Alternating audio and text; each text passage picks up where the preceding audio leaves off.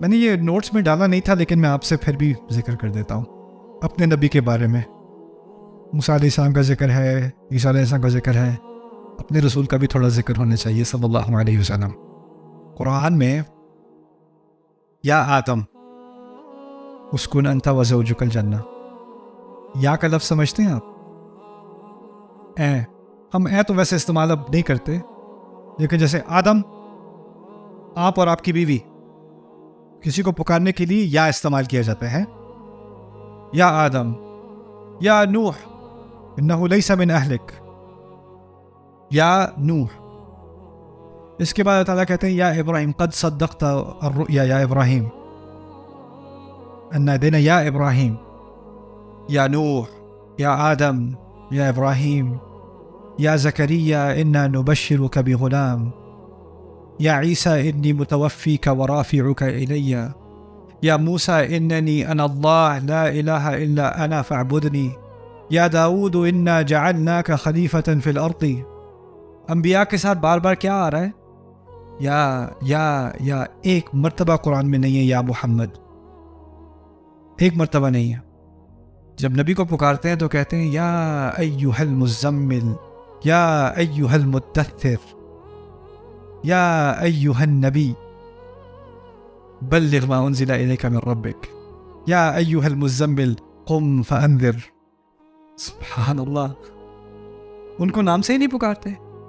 اچھا, ان کو نام سے وہ نہیں پکارتے جب نئے بدو اسلام میں آئے, قبیلے اسلام میں آنے شروع ہوئے حدیبیہ کے بعد, تو ان کو اسلام کی تہذیب کا کچھ علم نہیں تھا.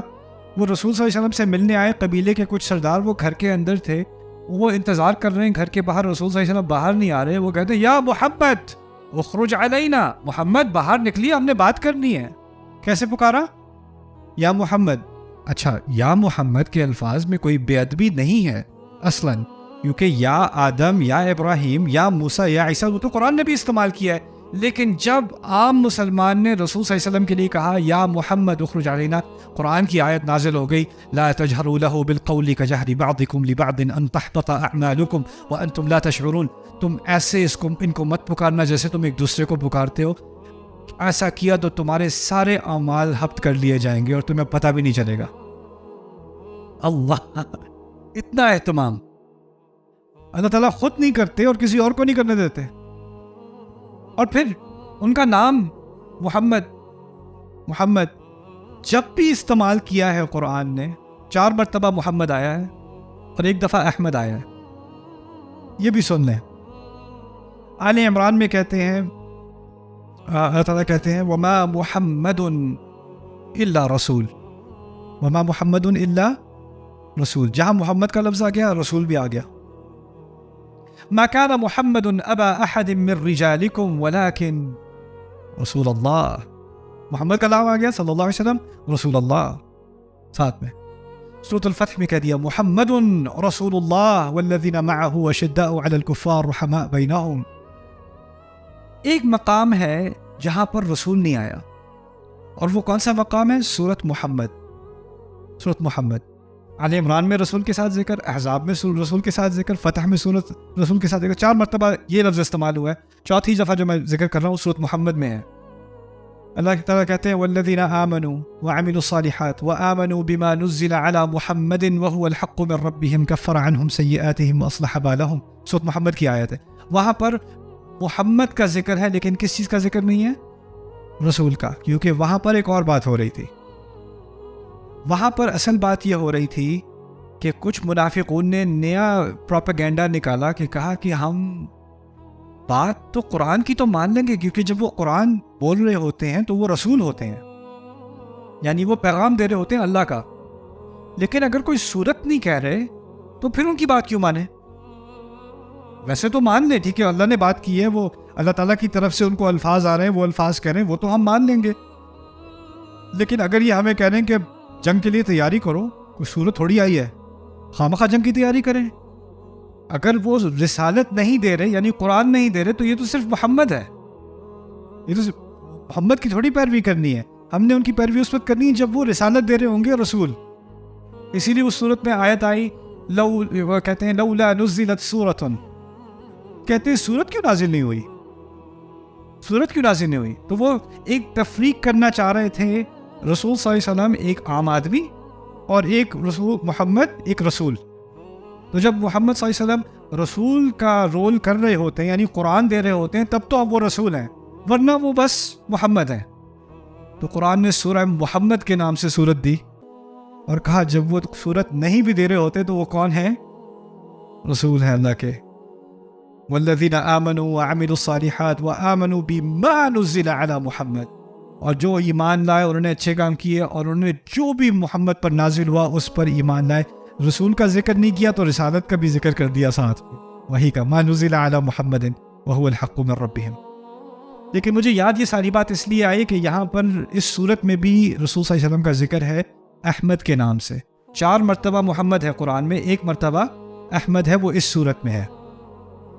वो भी क्या अजीब बात की है अल्लाह ताला ने। अहमद का लफ्ज़, पहले मोहम्मद का लफ्ज़ समझ लें। हम्मदा, हम्मदा किसी की बहुत ज़्यादा तारीफ़ करना और किसी का बहुत ज़्यादा शुक्र करना। हम मैंने पहले समझा दिया था पहले दिन, याद है ना?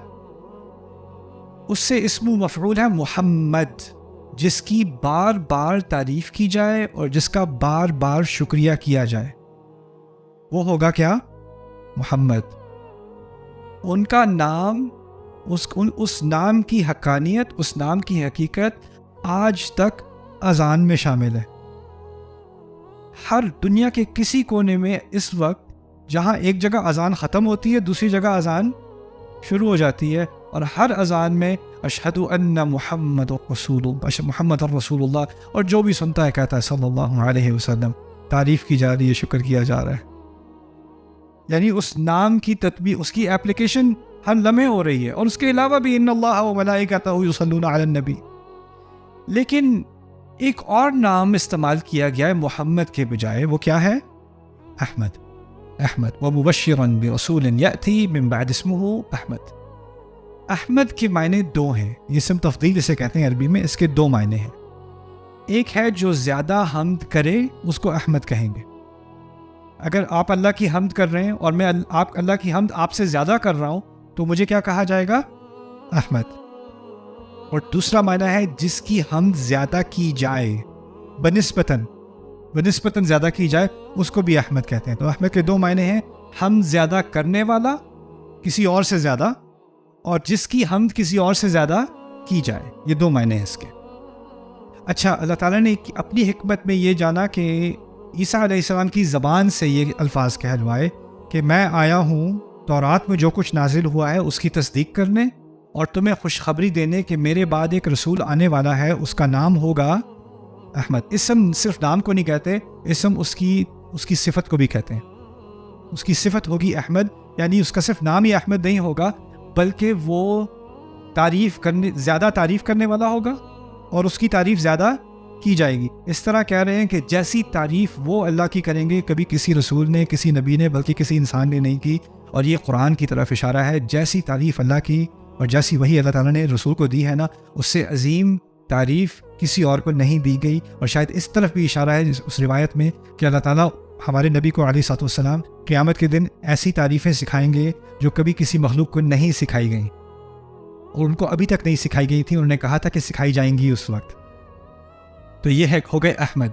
लेकिन दूसरी तरफ कहा वो ऐसी शख्सियत है जिसकी सबसे ज़्यादा क्या की जाएगी?